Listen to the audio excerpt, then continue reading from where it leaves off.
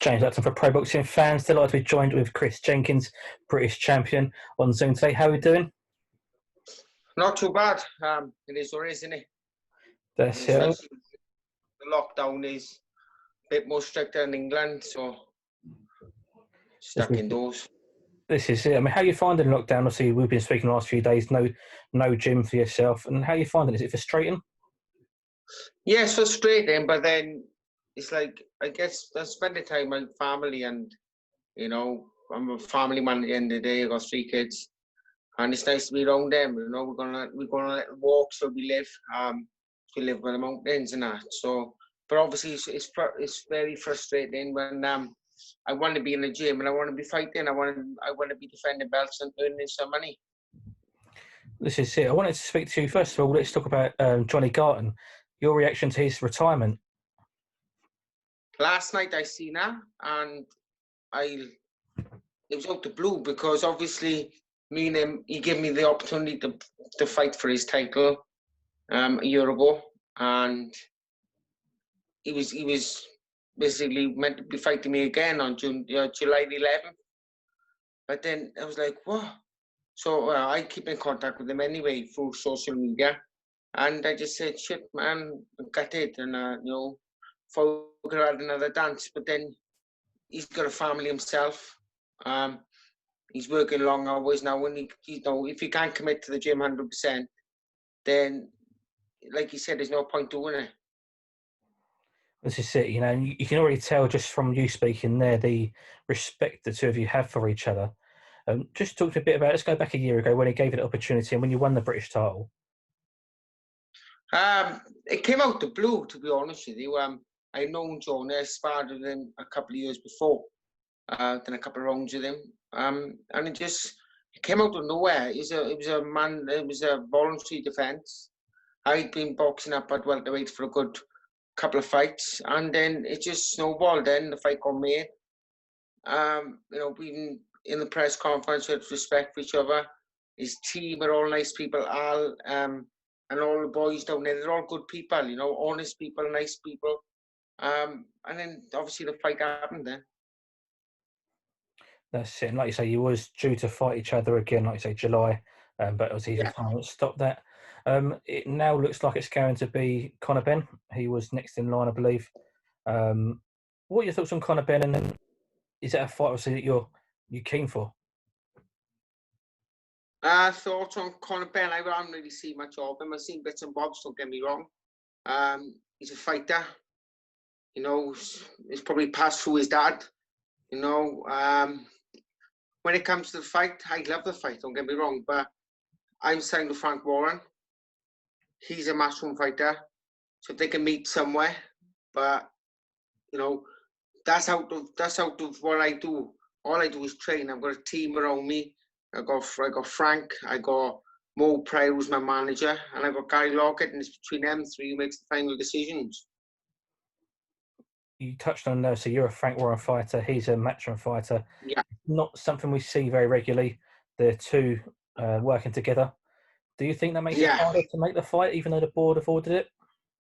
Not really, no, because he's mandatory. So, this is a voluntary for me now, because I've done my mandatory last fight. So it's kind of like whatever happens is going to happen.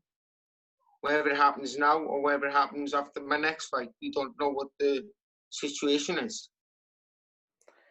Eddie Hearn said in an interview today he wants to put that fight on July 25th on one of his fight camp shows.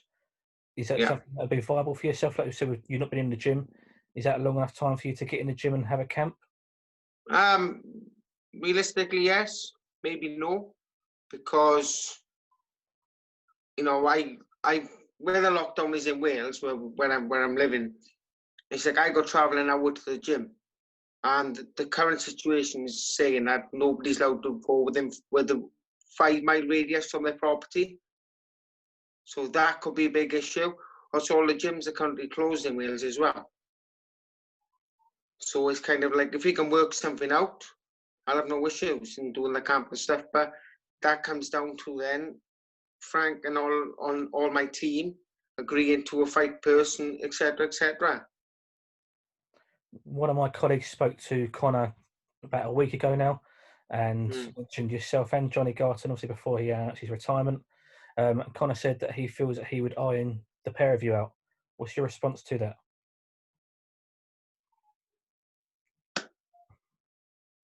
And then in terms of the gyms, it sounds like they're sort of starting to open up over here in England. Have you heard any news about in Wales? Have you got a date when the gyms may be open and when you can? No, we've got nothing. Obviously, they eased the lockdowns a bit. The weekend gone, or the start. The weekend gone. They eased the lockdowns with you're allowed to go and see family members at distance.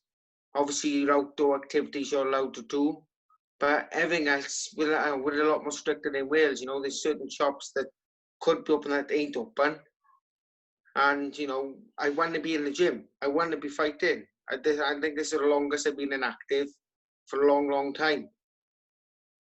So, Obviously, with the pandemic, like you mentioned earlier as well, Johnny Garton's had to go and work a full-time job now. With yourself, are you working? How are you coping financially without fighting? when it's kicked off, obviously I'm self-employed. All contracts just stopped. So I had no money, I had no help. But, you know, I survived. You know, I am, my dad ain't the next world fighter, you know what I mean, with loads of money in their pocket, you know. I've been brought up, basically learned to survive. And that's what we've done. But then work's now coming back in slowly with certain things opening. So, you know, I'm back. I'm self-employed, so I only work a couple hours a day. And I work on my training. So basically, I go to the gym, I go to work, and I'll do running at night. You know, my day is about 14-hour days, sometimes longer. You know, I wouldn't change it any other way. Absolutely. And just finally, I wanted to talk about also another topic of, boxing in Wales. Obviously, the rich history and Joe Calzaghe is the main coming out of Wales. But now, see yourself, British champion, got Jay Harris coming through. How proud are you as a Welshman to hold a title and, bringing boxing back to Wales? It's a big thing, isn't it? You know, I think Wales went very quiet at one point. It went very quiet, but then you had like Selby now. Lee Selby who's won the world title. Obviously, he's going to work his way back up. You got Liam Williams now. He's on fringe world title. You know, he's mandatory for Pupu Andrade. I think it is. I think I'm not sure what the crack is on that. Got Jay Harris then. He's just boxed for a world title. Everyone was writing him off, and you know what a performance. And then you got me now, British champion. You got Joe Cordina, who's another one who's flying the flag for Wales. You know, boxing in Wales is starting to get a little bit more recognition for the fighters. And, you know, I'm British champion now. I've been British champion for over 12 months. And it's like, I don't get the recognition I think that I do deserve.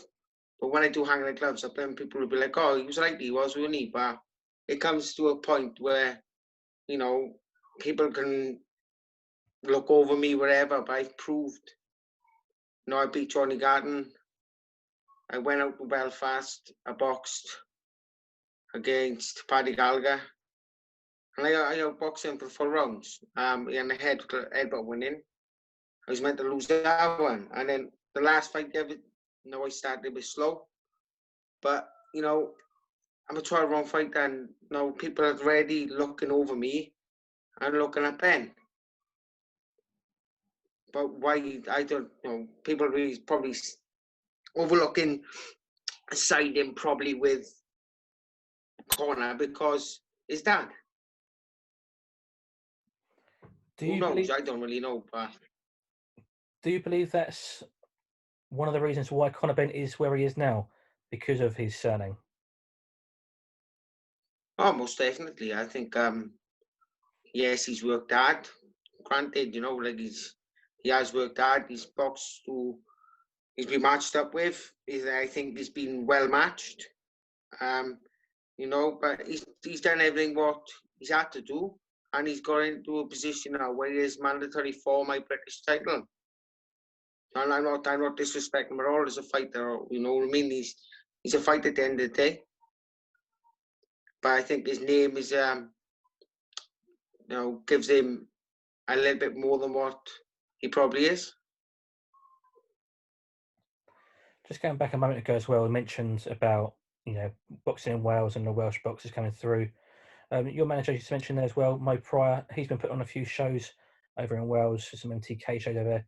How important and vital are those small hall shows in Wales?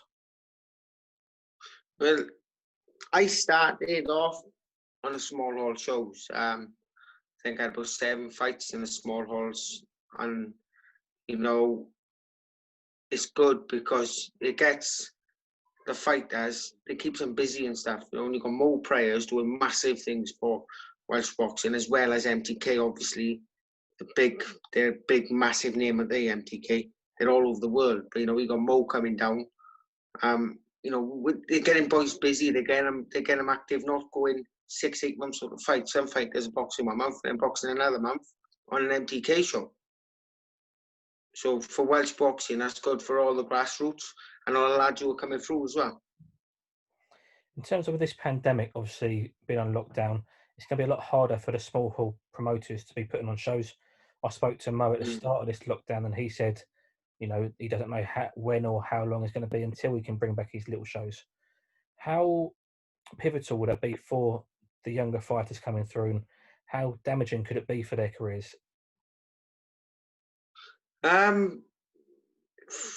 It's one of them things.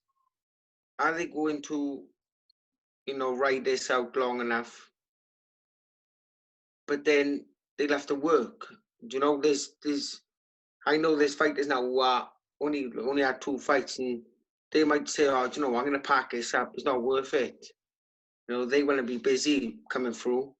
But if they got to work and stuff, and they have this lay off for so long, I can see a lot of boxers walking away from the game.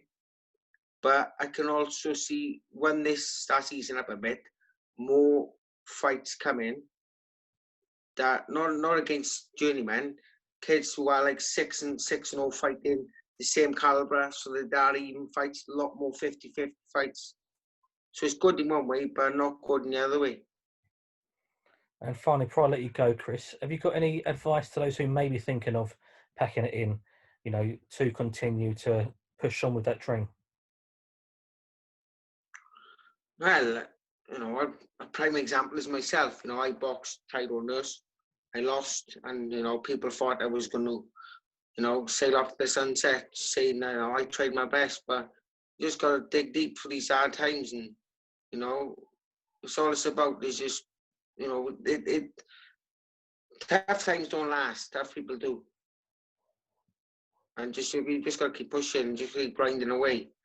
Sometimes it's going to be hard, but you'll have the easy days as well. It's tough now. I haven't been in the gym for 8 weeks. I'm lucky where I live. I get a few runs out. I'm punching a bag out the back that isn't designed to be punched by an adult. It's more designed to be punched by a kid. But just keep grafting. Absolutely, Chris. I appreciate your time today. Thanks for coming on and speaking to pro boxing fans. No worries, all. Thanks for having me. Thanks very much.